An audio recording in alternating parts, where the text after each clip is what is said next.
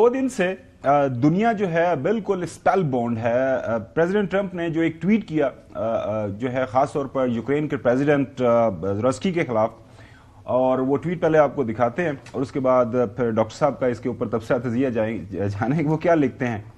وہ کہتے ہیں, اگر پروفیسر ہم دکھا سکیں, think of it, a modestly successful comedian Vladimir Zelensky talked to the United States of America into spending $350 billion to go into a war that could not be won, that never had to start, but a war that he, without the US and Trump, will never be able to settle. United States has spent $200 billion more than Europe, and Europe's money is guaranteed, while the United States will get nothing back. Why didn't Sleepy Joe demand equalization in that this war is far more important to Europe than it is to us? We have a big, beautiful ocean as a separation. On top of this, Zelensky admits that half of the money we sent to him is missing. He refuses to have elections, is very low in Ukrainian polls, and that the only thing he was good at was playing Biden like a fiddle. A dictator without elections. Zelensky better move fast, or he is not going to have a country left. In the meantime, we are successfully negotiating an end to the war with Russia, something all admit only Trump and the Trump administration can do. Biden never tried. Europe has failed to bring peace, and Zelensky probably wants to keep the gravy train going. I love Ukraine, but Zelensky has done a terrible job. His country is shattered and millions have unnecessarily died, and so it continues.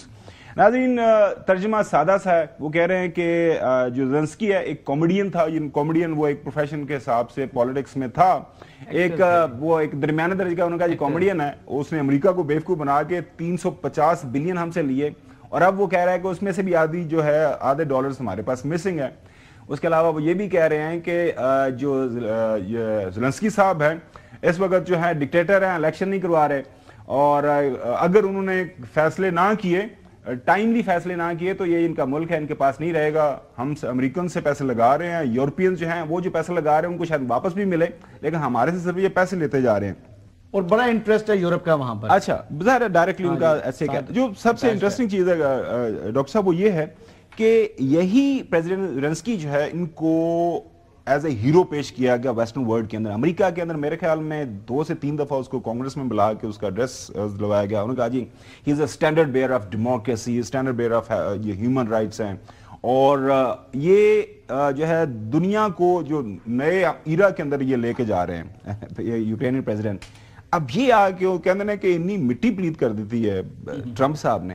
اس کا impact آپ کو entire Europe کے اوپر, میونخ کے اندر بھی recent conference ہوئی ہے, سارے پریشان ہیں. وہ میں پڑھ رہا تھا نیو یارک ٹائم کے اندر, they are dazed, entire European leadership at this point in time وہ پریشان, ان کو سمجھ نہیں آ رہی کرنا کیا ہے. تو آپ کو کیا لگ رہا ہے اس کے بعد یوکرین کے حوالے سے اب رشیا کے ساتھ نیگوسیشنز کر رہے ہیں, انہوں نے کہا ہم فیصلہ کر رہے ہیں, بات کر رہے ہیں اور ہم آگے چلائیں گے, آپ نے آنا ہے آنا ہے, نہیں آنا سو بسم اللہ, وی ول کنٹینیو ود دس. دیکھیں بالکل آپ نے صحیح کہا. دیکھیں جب ڈونلڈ ٹرمپ کے 2016 سے 20 تک پریزیڈنٹ تھے تو اس وقت بھی یورپ کو ایسے سگنل ملتے تھے, لیکن ایسی سچویشن نہیں تھی. اور آپ کو یاد ہوگا the moment Biden came in power تو اس نے کہا امریکہ is back.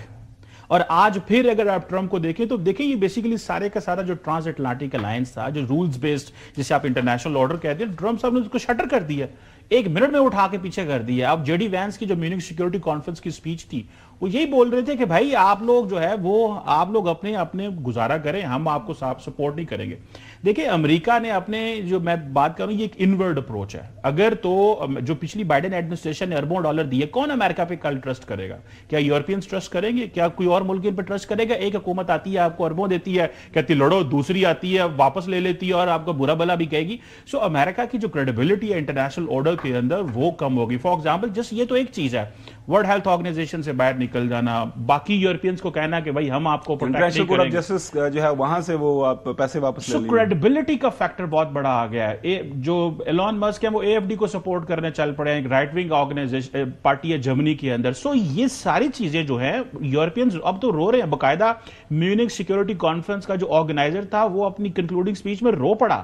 سو کوسچن یہ ہے کہ انٹرنیشنل سسٹم کے اندر کیا اس طرح کی لیڈرشپ چاہیے جو کہ ایکسینٹرک ہو, اب وہ آیا تو ایک پاپولر سپورٹ لے کے ہیں، لیکن اب جو ڈیموکریٹس ہیں وہاں پہ وہ کیا کر سکتے ہیں؟ یہاں یہ سارے کے سارے ایگزیکٹو آرڈر کے ذریعے چیزیں کرنے کی، سینٹ میں اس کے پاس میجورٹی ہے، ہاؤس آف ریپرزینٹیوز میں اس کے پاس ٹرائفیکٹا ایبسولوٹ میجورٹی آ چکی ہے ان کے پاس، ہر چیز ہے۔ لیکن کوسچن یہ ہے کہ اصل کوسچن یہ ہے کہ آپ کے at the end of the term جو یہ ڈونلڈ ٹرمپ کر رہے ہیں یورپ کے ساتھ یا جو یوکرین کے ساتھ کر رہے ہیں، ظاہری بات ہے کہ وہ اپنے دوست کم کر رہے ہیں، وہ اپنا انفلوئنس کم کر رہے ہیں، وہ اپنی جو گلوبل سٹینڈنگ ہے وہ اس کو کم کر رہے ہیں۔ کل کو کوئی ان کے ساتھ کھڑے ہونے والا نہیں ہوگا، بیکاز آپ ایک دفعہ تو ڈیموکریٹس نے ٹرسٹ دلوا دیا کہ ہم آپ کے ساتھ ہیں، دوسری دفعہ کیسے ٹرسٹ دلوایا جائے گا؟ اگر for example J D Vance comes in power again, جو اس کو پچ کیا جا رہا ہے کہ وہ نیکسٹ پریزیڈنٹ ہوں گے اور اسی طرح کی پالیسی لے کے چلیں گے، تو یہ basically it's a reversal of جو پاور ہے انٹرنیشنلی۔ اب جو کہتے ہیں کہ جیسے حسن صاحب بات کر رہے تھے ٹیرفس کی بات کر رہے ہیں کہ ہم بھی اتنے ٹیرفس لگائیں گے، لیکن یاد رکھیں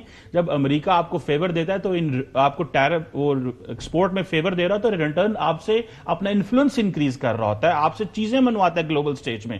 سو آج یورپ ہو یا مڈل ایسٹ ہو، پورے گلوبل سٹیج کے اندر آپ کی کریڈیبلٹی ایٹ سٹیک ہے، اور ود یونائٹڈ اسٹیٹس آپ کی کریڈیبلٹی ایٹ سٹیک ہے۔ آپ اپنے پیسے تو بچانا چاہتے ہیں لیکن آپ اپنے گلوبل انفلوئنس کم کرنا چاہتے ہیں۔ مجھے لگ رہا ہے کہ جو یوکرین کے حوالے سے چکر کیا ہے، ابھی امریکنز نے کیا کہا، ہم نے آپ کو اربوں ڈالر دیے ہیں، ہمیں منرلز دو۔ ایک ڈیل آئی جو زیلنسکی کے پاس کہ یہ ڈونلڈ ٹرمپ صاحب مانگ رہے ہیں کہ یہ ہمارے ساتھ منرلز کی ڈیل کرو، انہوں نے فرسٹ ڈرافٹ واپس بھیج دیا کہ یہ صرف امریکہ کو فائدہ۔ سو امریکنز اگر سوچیں گے ان ٹرمز آف ڈالرز تو امریکہ کو یہ فیصلہ کرنا ہے کہ کیا وہ اب گریٹ پاور اس طرح نہیں رہے گا اگر اس کا انفلوئنس کمپرومائز۔ اور دوسری بات، اس کا نقصان یہ ہو رہا ہے کہ China and Russia will emerge and alternate choice کے طور پہ ایمرج ہوں گے۔ اب آج رشین یہ سوچ رہے ہیں کہ ہمیں چائنا چاہیے، ہمیں کیونکہ چائنا سے ہمیں کوئی کمیونزم کا تھریٹ نہیں ہے، چائنا ہم ایک کیپٹلسٹ مارکیٹ ہے، ہم اس کے ساتھ کام کریں گے۔ ڈاکٹر صاحب لیکن کوسچن یہ ہے کہ چائنا اس طرح کی اسپینڈنگ تو نہیں کرتا جس طرح یو ایس اے کرتا ہے۔ چائنا اگر پاکستان اگر بہت قریبی بھی ہے تو پاکستان کو اس طرح ایڈ نہیں کرے گا کبھی بھی۔ پاکستان میں پروجیکٹس لگایا لیکن وہ اپنی اس کی کمپنیز آئیں گی، اس کے اپنے بینکس آئیں گے، پیچھے سے فائنینسنگ بھی اپنی ہوگی، ہر چیز انہوں نے اپنی ہی مونوپلی رکھی ہوئی ہے۔ تو چائنا کے ساتھ ٹریڈنگ اور امریکہ کے ساتھ ٹریڈنگ میں زمین آسمان کا فرق ہے۔ آپ اس کو دیکھو کمپیئر نہیں کر سکتے۔ اس کے اوپر امریکہ کا ماضی میں بھی جس طریقے سے اس نے پیسہ لگایا، اچھا میرا جو سوال ہے نا، اور پیسہ دل کھول کے لگایا، حسن یہ سوال چائنا نے کبھی بھی دل کھول کے پیسہ نہیں لگایا۔